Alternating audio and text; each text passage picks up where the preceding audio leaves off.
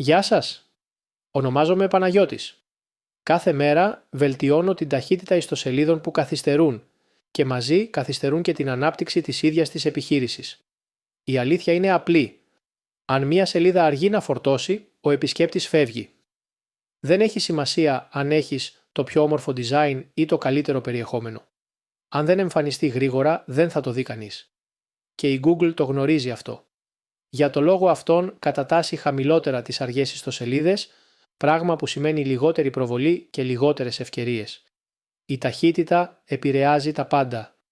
Την εμπειρία του χρήστη, τη θέση σου στα αποτελέσματα αναζήτησης, ακόμα και την εικόνα που σχηματίζουν οι πελάτες για την επιχείρησή σου. Η καλή είδηση. Υπάρχουν πρακτικοί τρόποι να βελτιωθεί. Από τη σωστή βελτιστοποίηση εικόνων και κώδικα μέχρι πιο σύγχρονες τεχνολογίες φιλοξενίας. Και εκεί μπορώ να σε βοηθήσω για να κάνουμε την ιστοσελίδα σου γρήγορη, λειτουργική και πραγματικά αποτελεσματική. Αν θέλεις να δεις πώς μπορεί να γίνει αυτό και για τη δική σου επιχείρηση, στείλε μου μήνυμα ή επισκέψου το frozenfire.gr όπου θα βρεις περισσότερες πληροφορίες και τρόπους επικοινωνίας μαζί μου.